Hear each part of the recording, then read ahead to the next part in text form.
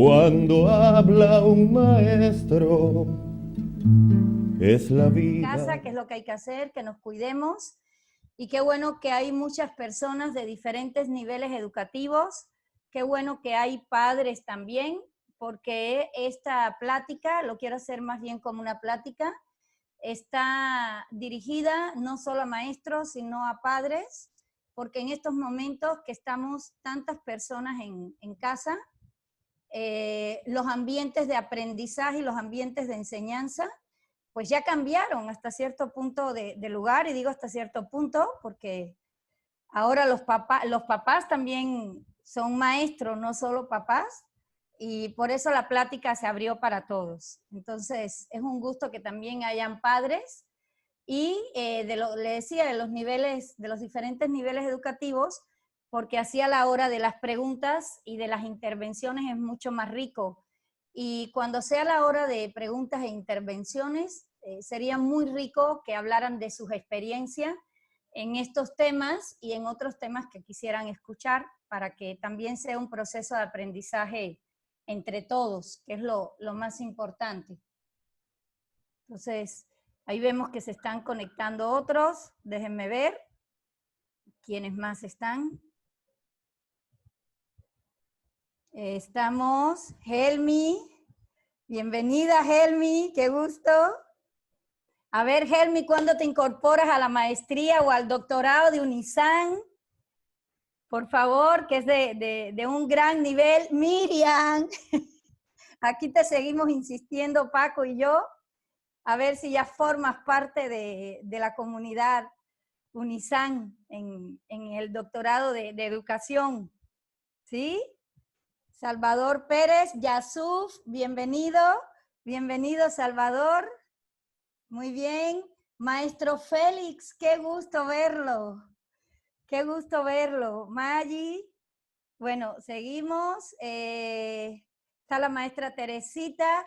Ay, ahora sí me puse nerviosa. Está aquí mi rector, el rector de la Universidad Riviera, donde tengo el gusto de trabajar. Y aquí lo tenemos también. Entonces, bienvenido, doctor Luis Roberto Mantilla, un gusto tenerlo acá. ¿Quién más? Ya los fui presentando a los demás. Laura Fuente, igual Laura Fuente, les comento, y Heréndida, son de la Red de Capacitadores de México. Igual, un gusto tenerlos por acá. De Renacet, en un rato también me dijeron que Patricia Frola y Jesús Velázquez se van a conectar, que es un honor que los tengamos conectados también. Entonces, bueno, vamos a empezar. Ya nos conocemos entre todos y ya saben que me encanta la puntualidad.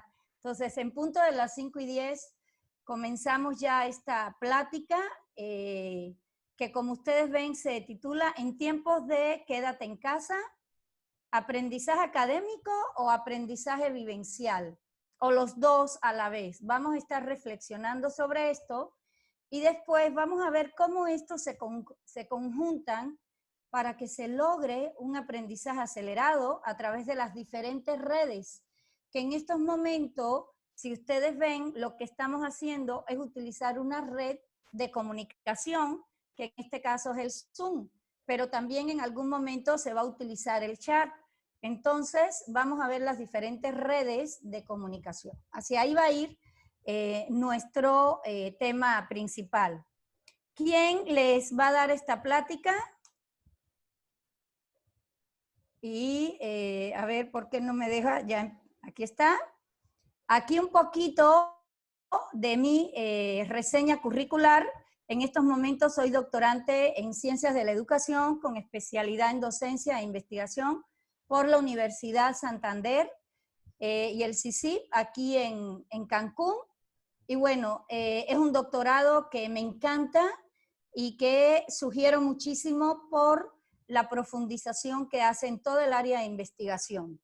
Entonces, pueden leer un poco de la reseña. Lo más importante para mí es que soy maestra por vocación, convicción y formación. Es creo que esta es la carrera que cada vez que nazca o reencarne, si es que existe, la voy a volver a estudiar.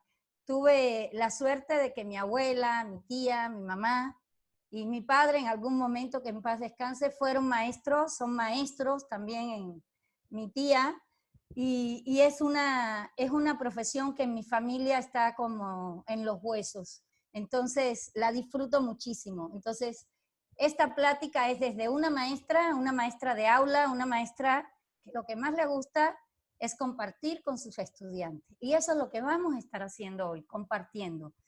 Nada de lo que vamos a estar hablando aquí en el tema de hoy, espérenme, en el tema de hoy, que aquí se los vuelvo a poner, son recetas.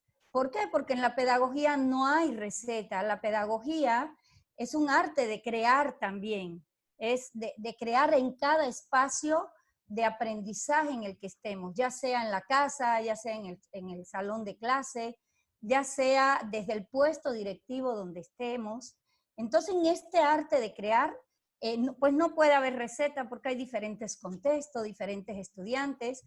Entonces, aquí no va a haber nada impuesto, es solo una plática desde lo que hemos estudiado, desde lo que se ha escrito, desde lo que yo también asumo como postura y desde mis experiencias como una maestra de aula. Entonces, vamos a estar compartiendo. Es mi intención fundamental. ¿Y sobre qué vamos a estar compartiendo? Sobre aprendizaje académico, aprendizaje vivencial, aprendizaje acelerado a través de las redes. Esos son los temas fundamentales sobre los que vamos a estar conversando. Y a partir de aquí abro para 2 o 3 intervenciones, porque lo quiero hacer bien interactivo. De estos temas generales, ¿qué pregunta o qué expectativas tienen ustedes? Lo pueden comentar en el chat o pueden abrir la manito y en ese momento que Claudia les abra el micrófono para para poder compartir esta parte. Quiero que sea así interactivo. ¿Alguien que quisiera decir algo al respecto de estos términos de los cuales hablé? ¿Alguna pregunta, alguna expectativa, conocimientos previos, experiencias que ya traigan? Dos participaciones, 2 o 3. ¿Vamos? ¿Alguna manito? Claudia, si me pudieras ayudar aquí, si ves una mano levantada para que le abras el micrófono. ¿Alguna pregunta? Bueno, no veo ninguna. Entonces, si no hay ninguna pregunta o alguna intervención, seguimos con nuestra plática. Vamos entonces aquí a seguirle a esta primera actividad. Y esto háganlo de manera introspectiva, cada quien. Pregúntense esto, ¿no? Recuerden 3 situaciones en las que intentó usted aprender algo y por mucho que lo intentó, no hubo manera que le entrara a ese aprendizaje. Y hágase estas preguntas, ¿ya? Cuando usted quiso aprender, ¿por decisión de quién inició ese aprendizaje? ¿Cuál era su estado de ánimo? ¿Quería aprender? ¿No quería aprender? ¿Cuál fue ese resultado? Hágase esas preguntas, porque cuando queremos transmitir el conocimiento, cuando queremos compartir, es muy bueno siempre también hacer esa pregunta. ¿Lo que voy a enseñar va a ser a la fuerza o el otro también lo quiere aprender? Háganse estas preguntas y van a ser algunas de las preguntas que retomaré al final de la plática. Entonces, bueno, vamos y hablar un poquito. ¿Y por qué hago estas preguntas? Porque muchas veces los docentes nos topamos con esta situación, igual que los padres de familia, ya que queremos enseñar y pues no se logra. Y a mí me encanta esto, muchos de los que han sido estudiantes míos ya conocen este cuento, que es bien bonito porque el niño llega y le dice a su amigo, enseña manchitas a silbar. No lo escucho silbar. Y entonces dice, te dije que le enseñé, no que había aprendido. Y esto pasa muchísimas veces y se da porque, como plantea Claxton, los maestros tenemos esa disyuntiva. Si no conocemos cómo se produce el aprendizaje, podemos cometer el error de obstaculizarlo y a lo mejor por empiria favorecerlo, pero es que sucede que el acto de enseñar no puede ser simplemente una empiria. Tiene que conocerse por qué y para qué enseñamos, para que haya una intención. Por eso estaremos haciéndonos estas preguntas y dándoles respuesta. ¿Qué entendemos por aprendizaje? ¿Cómo aprenden las personas? ¿Cómo pueden ayudar los maestros a potenciar? Fíjense, como yo digo, potenciar el aprendizaje de sus estudiantes. ¿Cómo pueden ayudar las familias y los padres a potenciar el aprendizaje de los hijos? ¿Y por qué hablo de potenciar? Porque si ustedes bien saben, el aprendizaje por sí se va a dar. Ya, como decía Aristóteles en su libro de Metafísica 1, todo ser humano es capaz de aprender. A lo mejor no es el aprendizaje académico, pero sí va a aprender lo que a él le motiva, lo que a él le interesa. Entonces, esto es bien importante tomarlo en cuenta. ¿Y qué tenemos que hacer para potenciar eso? ¿Ya? Entonces, sobre eso estaremos hablando también. Partiendo de estas preguntas, que son, si ven, preguntas sencillas, pero con bastante fondo, vamos a analizar algunos conceptos que en lo personal considero muy clave en la actualidad. Hay muchísimos conceptos de aprendizaje. El más común es que aprendizaje implica un cambio de conducta y ese no ha dejado de ser importante en la actualidad, porque si yo no demuestro un cambio de conducta, donde el otro puede observar que realmente hay aprendizaje. En estos dos conceptos, lo que yo voy a trabajar es lo que, desde mi perspectiva, considero hacia dónde debe ir ese aprendizaje escolar. Y si ustedes ven, aquí Talicina deja bien claro que para que haya aprendizaje debe haber un proceso, una serie de pasos. Y lógicamente, en estos pasos, tiene que estar el estudiante activado. Y fíjense cómo cambia el concepto. Para Talicina, en aquel entonces, 1984, ella habla de alumno. Y está bien, alumno es todo aquel que necesita una luz desde el concepto de palabra alumno. Sin embargo, estudiante es toda aquella persona que participa, que decide su aprendizaje.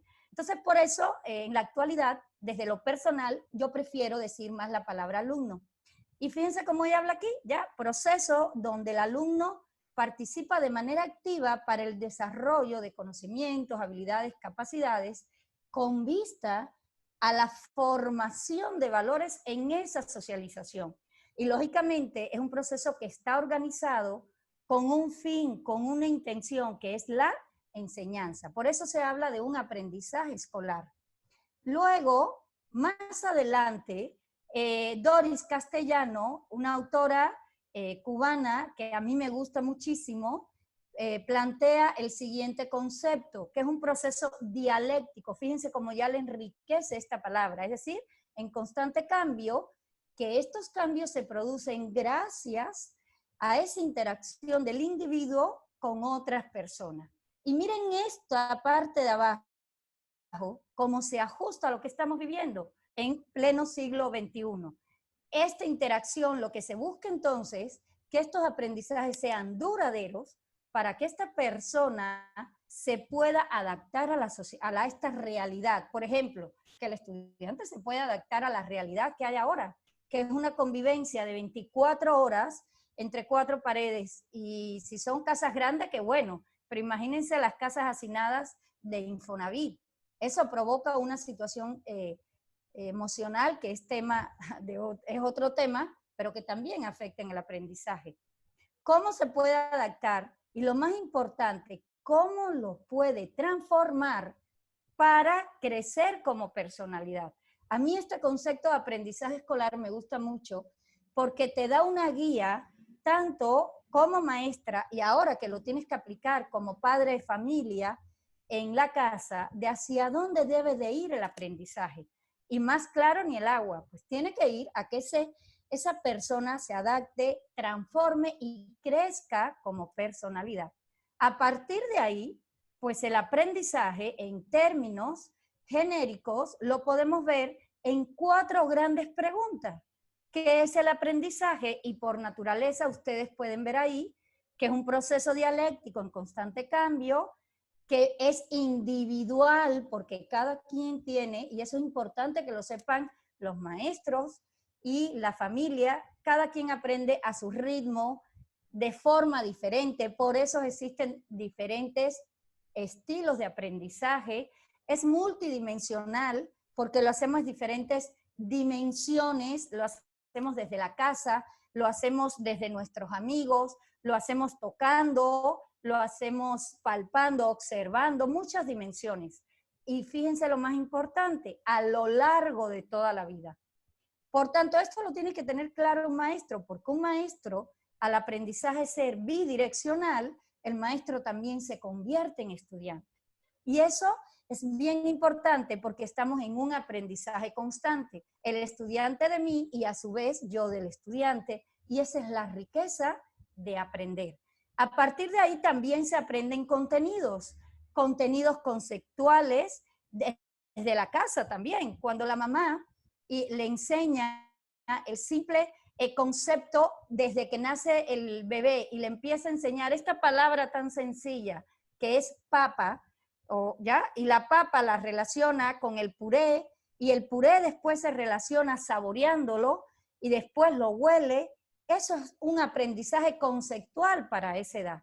Y el maestro ya da otros aprendizajes conceptuales pues más complejos. El aprender a hacer, no solo, por ejemplo, que ese niño, ese bebé, huela, toque la papa, sino cuando esté más grande, que ayude a, por ejemplo, moler la papa, que ayude a amasar la papa. Hay diferentes formas de hacer. El aprender a convivir, es decir, porque somos seres sociales y aprendemos en esa convivencia, y eso nos va a hacer el aprender ser, es decir, nosotros como personalidad ya independiente. Pero también se aprende por proceso, tiene que ser un proceso activado. Hoy todos, pues en alguna manera, no solo nos estábamos activando, sino también regulando. Ya van a ser las 5, ya me tengo que conectar, ya tengo que preparar el espacio. Esa es parte de la regulación y luego con la madurez de la autorregulación en el aprendizaje, que a su vez se tiene que ser por procesos constructivos. La persona tiene que construir pensando, reflexionando, haciendo, explicando y vivenciándolo para que de verdad se convierta en algo significativo para él. Es decir, que en esa construcción del aprendizaje, cuando le enseñan un aprendizaje nuevo, él lo compara con ese que ya tenía y entre estos dos, lo nuevo y lo viejo, él construye nuevos significantes para entonces aplicarlo a la vida, para entonces darle sentido. Y cuando le das un sentido al aprendizaje, lógicamente te motivas a aprender algo, a aprender un para qué. Y a su vez también ese aprendizaje se da en condiciones, ¿ya? En estos, por ejemplo, ¿qué estamos viviendo ahora? Condiciones de más de 2 meses ya de encierro, eso influye en el aprendizaje.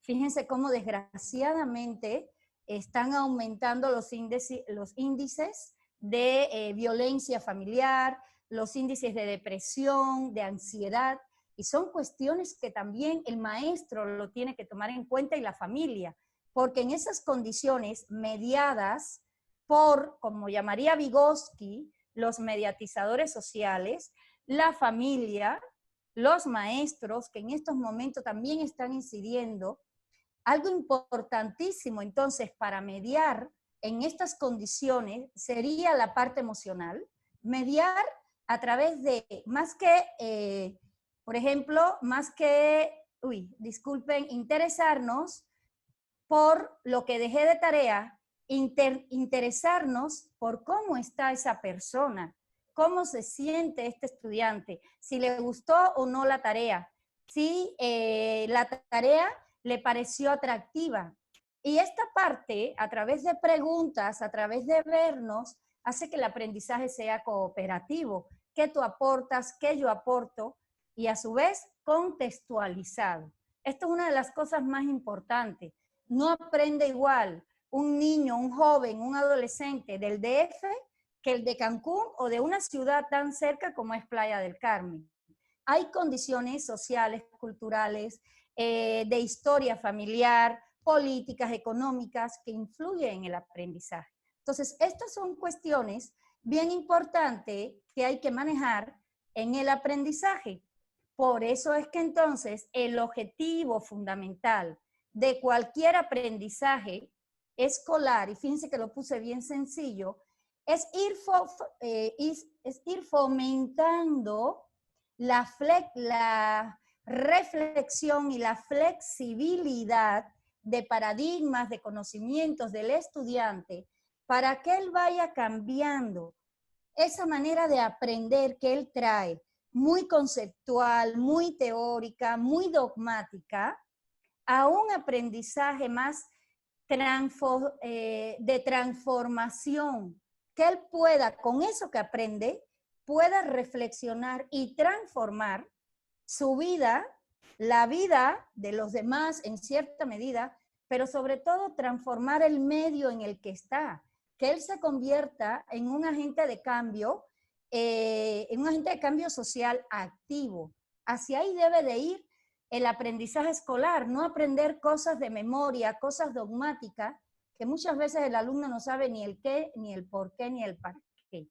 Y a partir de ahora, y a partir de ahí, pues cómo nos damos cuenta, tanto los padres de familia como los maestros, de que estamos teniendo un aprendizaje adecuado, de que ese estudiante, y también nosotros, estamos logrando que se dé un aprendizaje desarrollador a través de sustituir esta parte mecánica por enriquecer el aprendizaje con vivencias, con ajustes al contexto, con ajuste a la individualidad de la persona, de partir de una memorización mecánica a que el alumno sea capaz de reestructurar sus aprendizajes por él mismo. ¿Esto para qué me sirve? ¿Esto para qué lo utilizo?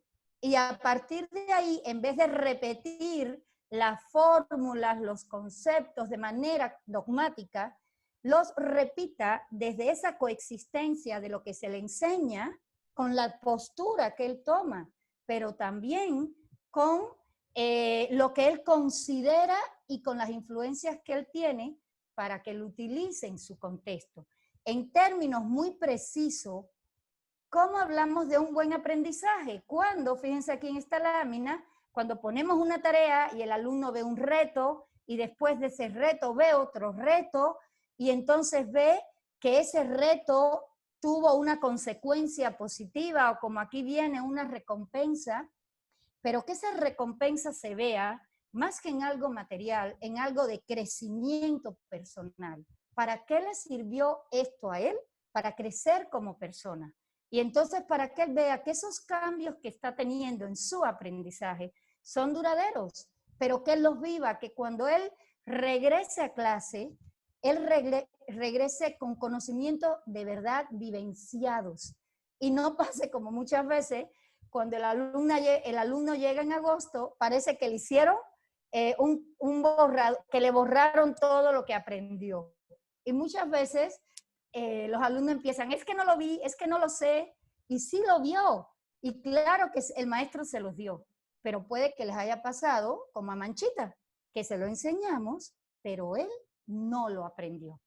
Entonces, cuando el alumno se da cuenta que de verdad lo está aprendiendo, cuando él ve que ese aprendizaje se mantiene, cuando él ve que lo puede utilizar en diferentes situaciones. Por eso el maestro tiene que hablar en presente. No podemos decir, esto te va a servir para un futuro. Si no, el alumno lo que dice es, bueno, esto no me sirve ahora, pues ¿para qué lo uso? No, el maestro tiene que contextualizar el aprendizaje en el momento que vive el alumno. ¿Esto para qué te va a servir ahora? ¿Esto cómo lo vas a utilizar? En tu casa, en tu vida, en tu profesión, si es un estudiante universitario. Entonces, ¿cómo lo puede contextualizar él para que después él lo vaya recreando, lo vaya reconstruyendo y se vuelva un protagonista de su propio aprendizaje? Y entonces pueda integrar, como pueden ver ustedes aquí, estos aprendizajes que va teniendo a lo largo de su vida y que le permitan a él, como dirían los filósofos, ¡uf! Eureka. ¿Y ahora qué? ¿Y ahora qué hago? ¿Y ahora qué aprendo? ¿Y esto para qué lo aprendo? Y que se empiece a dar esa pedagogía de la pregunta que decía Pablo Freire y del cuestionamiento constante.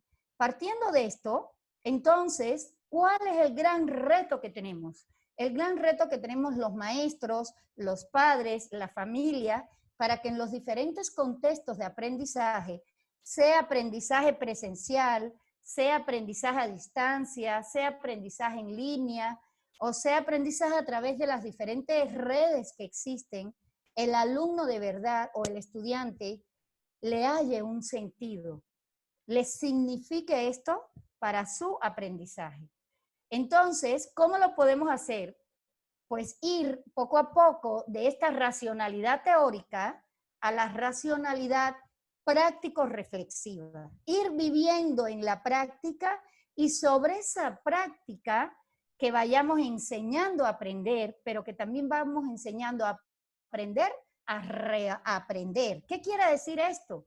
Que el alumno no solo aprende por lo que le dicen, sino también que cuestiona, sino que también, por ejemplo, cuando hace el experimento del frijolito, empieza a no solo hacerlo como le dice su maestro, sino también a, bueno, si puse el frijolito en algodón, ahora lo voy a poner en tierra. ¿Y qué sucedería si le echo, aparte de tierra, le echo borra, de la borra del café que sirve como abono? ¿Qué sucedería con esto? Y empieza a reaprender. Y si se equivoca, qué bueno. Los maestros y los padres de familia tenemos que ver el error como una estrategia de aprendizaje. Cuando nos equivocamos es bueno. ¿Y por qué es bueno? Porque nos enseña a levantarnos y nos enseña a comparar qué sí logré y qué no logré y qué tengo que hacer diferente para ir mejorando mi aprendizaje. Y claro que eso se puede enseñar desde las primeras edades hasta lo largo de toda la vida. O sí o no, cuando entramos a la edad ya de 50, 60 años, comenzamos a aprender nuevas formas y a reaprender también en formas de relacionarnos. Entonces, esto es importante en el aprendizaje. ¿Y esto cómo lo vemos en el aprendizaje vivencial? Este aprendizaje escolar del que hemos estado hablando, ¿cómo lo llevamos entonces a que sea un aprendizaje vivencial, a que estos contenidos académicos yo los pueda llevar de una manera vivencial? Y aquí Carl Rogers nos plantea o define el aprendizaje vivencial, fíjense, en 1975, pero qué trascendencia tiene en la actualidad. Y él dice, aquel aprendizaje que posee una cualidad de compromiso personal. Fíjense aquí cómo involucra a la persona, cómo la responsabiliza de lo que debe aprender, donde la persona pone en juego sus aspectos cognitivos como afectivos. Y entonces aquí es como cuando hablamos de que es importantísimo emocionar el cerebro para aprender. Si yo no me emociono, si yo no quiero aprender, no hay manera de que lo logre. Y esto va a penetrar en él y va a hacer que la persona encuentre su propio significado en él y en el para qué lo aprendió. Y a partir de ahí, él habla de unos supuestos bien importantes que los maestros y familiares debemos de estar propiciando a través de preguntas, ¿ya? ¿Cómo soy yo? Pero hacérsela al estudiante. Y vamos a llevarlo al contexto. ¿Cómo soy yo? ¿Qué potencialidades tengo? ¿Para qué soy bueno? Y cómo esto lo puedo aplicar en lo que tengo que aprender. Por ejemplo, yo que en estos días estoy con mi nieta y ayudándola con las tareas, le digo, a ver, Valentina, ¿en qué tú eres buena? Ah, Tata, me gusta escribir. ¿Y qué más? Y leer. Bueno, entonces lee la tarea, hazla tú solita, y después viene y pregúntame a mí, ven, porque ya tú viste que puedes. Hazlo tú y después pregúntame y yo te voy a ir ayudando. Yo sigo siendo guía, pero parto de ella, de que ella tome la responsabilidad. Y lógicamente, después que ella la hace, le hago estas preguntas. Bueno, ¿cómo proceso mis experiencias? Y le pregunto, ¿te gustó la tarea? ¿Qué aprendiste de la tarea? ¿Qué te fue más fácil aprender? ¿Ya? ¿Cómo lo harías mejor? Busca en la casa qué materiales hay que te pueden ayudar. Y después de ahí le digo, ¿y qué nuevo aprendiste? ¿Qué descubriste? ¿Qué descubriste en ti que fuiste capaz de hacer? Y es increíble cómo con 7 años que acabo de cumplir, me es capaz de decir cosas que sí logra y cosas que aún le cuestan. Y entonces le digo, bueno, ¿y ahora qué? ¿Y ahora qué vas a hacer para mejorar esto? ¿Cómo lo vas a lograr? Y a partir de ahí es que se empiezan a generar formación de conceptos. Porque entonces el propio estudiante, a partir de preguntarse, ¿qué aprendí? ¿Cómo lo hice? ¿Dónde lo hice? ¿Para qué lo hice? Empieza a desarrollar esta parte de la metacognición, de conocer sobre su manera de aprender y empezar a hacerse él nuevos conceptos, pero de él, ¿ya? De su propio desarrollo. Y entonces aquí vienen algunos principios que a mí me encantan, y miren aquí cómo los niños están aprendiendo, y yo puse imágenes de niños, pero también hubiera podido poner imágenes de estudiantes de media superior y superior, en laboratorios, en prácticas en las empresas, en debates, en participación en congresos, que hace que sea vivencial el aprendizaje, pero donde se deben de cumplir siempre estos principios. Primero, partir de la experiencia, es decir, partir de la experiencia que tiene ese estudiante, partir de sus conocimientos previos, de lo que ha vivido en su casa, de lo que ha vivido con su familia, con sus amigos. ¿Por qué? Porque eso le da seguridad. Luego, compartir, que él sea capaz de compartir estas experiencias. Y fíjense que ahora también las puede compartir a través del chat, a través del WhatsApp, a través del Facebook, controlado según la edad, lógicamente por un adulto. Siempre es bueno guiar este aprendizaje y controlarlo. Todo está en dependencia de cada edad, pero es muy bueno compartir las ideas. ¿Por qué?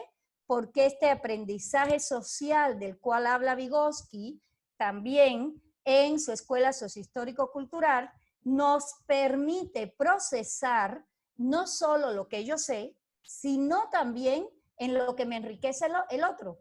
Y ahí viene ese cambio de conceptos donde yo digo, bueno, yo pensaba esto, pero mi amigo, mi mamá, mi maestra me está enseñando esto. Y lo empiezo a relacionar y a procesar, y entonces empiezo a generalizar.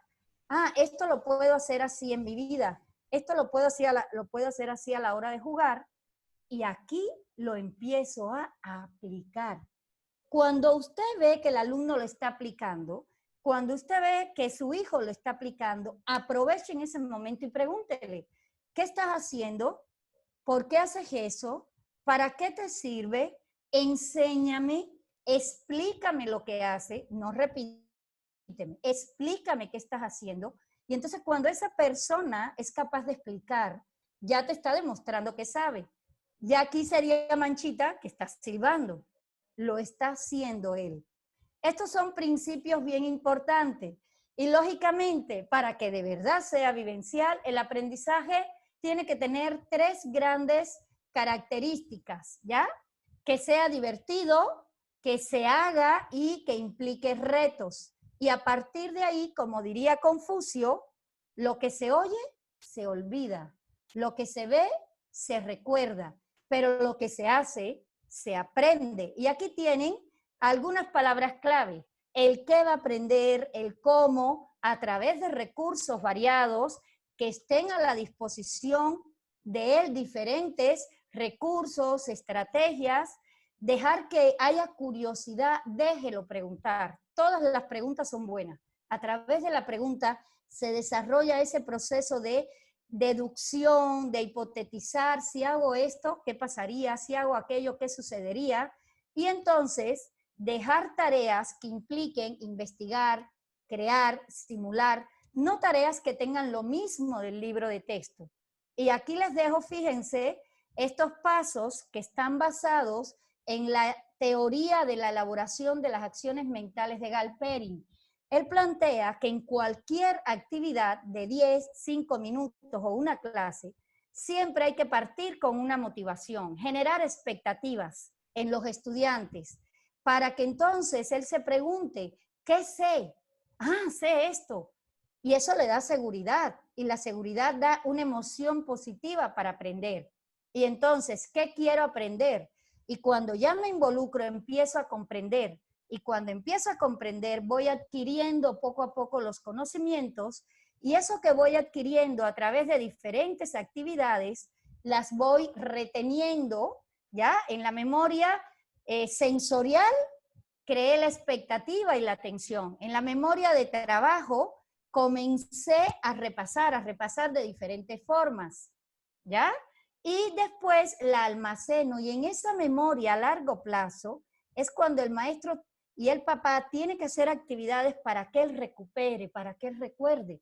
Actividades de pregunta, actividades de juego, de dramatización, actividades de aplicación, para que luego él pueda transferirla. Bueno, ahora hazlo tú solo, ahora hazlo con tus juguetes, ahora explícaselo a sus amigos, ahora crea tú el problema, ahora termina tú la historia, ¿ya? Para que después él lo desempeñe él solito, cuando él solo hace el frijol, el experimento del frijol, cuando él solo hace un problema de matemáticas, ¿ya? Con todos los datos, la fórmula, pero él solo, cuando él lo elabora y entonces dice, a ver mamá, hazlo tú, yo te hago a ti el problema, o a ver maestra, yo traje los problemas para que usted los haga. Ahí empieza a transferir. Y cuando él ya, además de transferirlo a diferentes contextos, es capaz de explicárselo al otro y a su vez es capaz de evaluarse, autoevaluarse y reflexionar, ¿qué logré? ¿Qué me falta? Ahí hay un aprendizaje que llamamos vivencial. Y aquí tienen algunos de los ejemplos que hemos ido dando a lo largo de la plática, dramatizaciones, excursiones, visitas a los museos, y estas dos dirán, bueno, pero ahora estamos encerrados. Sí, pero por eso digo aprendizaje a través de las redes, porque ahora usted puede en internet hacer visitas virtuales a los museos, visitas virtuales a los diferentes ambientes naturales, y que entonces que el alumno por lo menos los pueda ver y escuchar. Y eso es una manera de trabajar también a través de las redes. Y aquí sería otra pregunta para ustedes.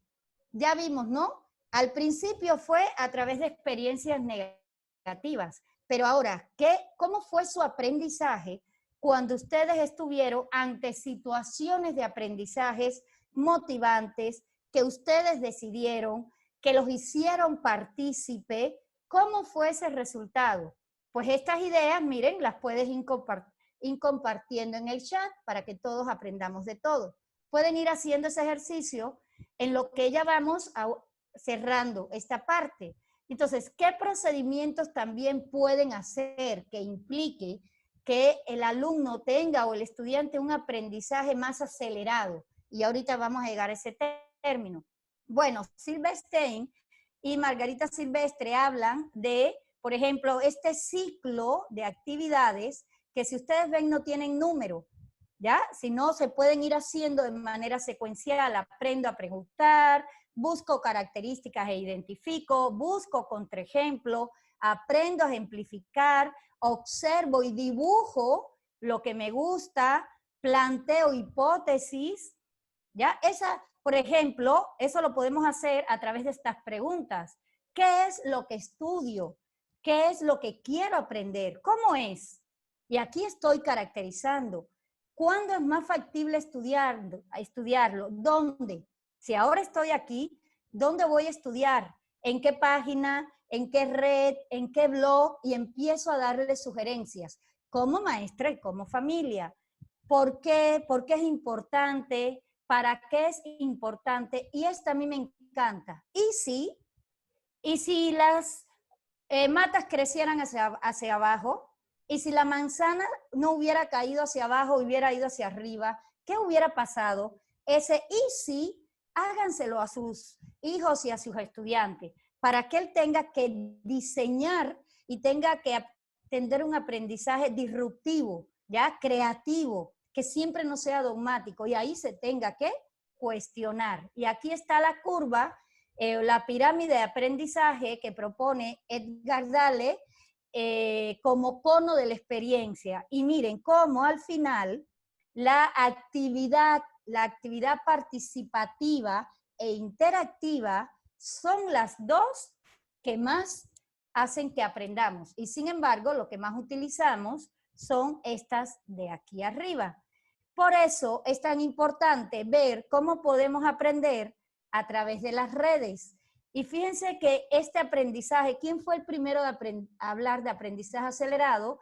Georgi Lozanov, un educador búlgaro, que habló de que aprendemos primero a través de la sugestión, de decir soy capaz, puedo, y a través de ejercicios de relajación, que ahorita vamos a hacer si nos da tiempo, podemos empezar a relajarnos, a respirar, y entonces oyendo música, bailando, dramatizando, hace que se activen nuestros dos hemisferios. El hemisferio derecho, que tiene que ver con la creatividad, y el hemisferio izquierdo, que tiene que ver con la lógica, y esta integración de actividades hace que se acelere el aprendizaje.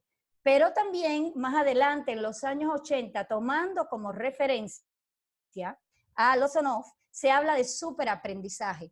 En lo personal, no tomo mucha postura por porque se va más a clasificar a la persona no solo por el potencial interno, sino que plantea que hay quienes sí pueden y hay quienes no. Y yo considero que todo ser humano, dentro de sus posibilidades, puede aprender. Después, más adelante, tenemos a la autora mexicana, Josefa Galván. Josefa Galván habla del aprendizaje integral, que a mí me gusta muchísimo, porque ella parte de todo lo que plantea Lozanov del aprendizaje acelerado y lo lleva al aprendizaje integral a través de la multisensorialidad, partiendo de la respiración, de la gimnasia cerebral, de la visualización, uniéndolo con las inteligencias múltiples, que cante, que baile, y hace que entonces el cerebro se active y aprendamos de manera más integral. Entonces, ¿qué procedimientos podemos utilizar? Pues fíjense, otro de los procedimientos están dentro de la corriente del conectivismo, donde hay dos autores fundamentales, David Merrill, como lo pueden ver aquí, donde ellos hablan de la teoría de la elaboración. ¿Y qué plantean ellos? Tomando en cuenta todo lo del aprendizaje acelerado, con lo del aprendizaje integral, que la persona elabore su propio conocimiento partiendo primero de problemas, es decir, cuestiones a resolver que pueden ser positivas o no, y esos problemas van a activar esos conocimientos que tiene el estudiante, como conocimientos previos, como los nuevos que se le están dando, para que él los demuestre, para que además los aplique en diferentes situaciones de la vida y empiece a integrar ese sistema de conocimientos para él, y es un ciclo, resolver problemas. A partir de aquí, miren, aquí hay unos ejercicios que podemos hacer, por ejemplo, chef por un día. Usted le puede poner esto a su hijo y entonces decirle, bueno, busca en Google qué cosa es un chef. Busca, si es más grande, en Google académico, cuáles son los componentes de una receta. Pero si estudia gastronomía, bueno, busca en la base de datos de tu universidad cuáles son los principales chefs en estos momentos en la actualidad y qué es lo que vas a hacer. Luego compártelos con tus compañeros por WhatsApp coméntalo en Facebook y después haz un video que vas a publicar en YouTube. Y ahí estoy utilizando las diferentes redes. Aquí también, por ejemplo, soy un pirata, ¿ya? Y tengo un tesoro. Y ahí puedo enseñar múltiples contenidos como historia, qué son los piratas, qué diferencia entre un pirata y un corsario, por qué surgieron los corsarios. Y entonces empiezo a hablar de la historia también de las Antillas, de la historia de América. Y lo mismo, utilizando las diferentes redes, no solo para que busque información, sino para que la comparta, que luego de compartirla, la construya, ya sea en diseño gráfico, ya sea con un video, y que luego la vuelve a compartir. Miren aquí, señalamientos en casa. Poner a los niños qué se toca, qué no se toca, qué sí, ya, para que desde entonces le enseñemos a autorregularse, le enseñemos disciplina y también cuando sea un adulto respete las reglas del tránsito, por ejemplo.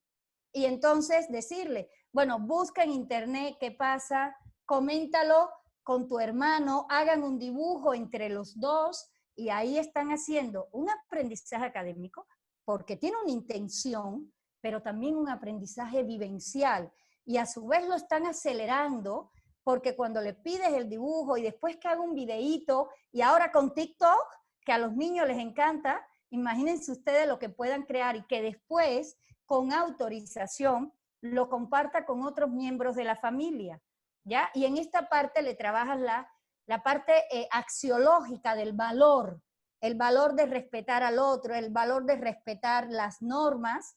Y aquí también hay otra actividad, por ejemplo, la clínica veterinaria.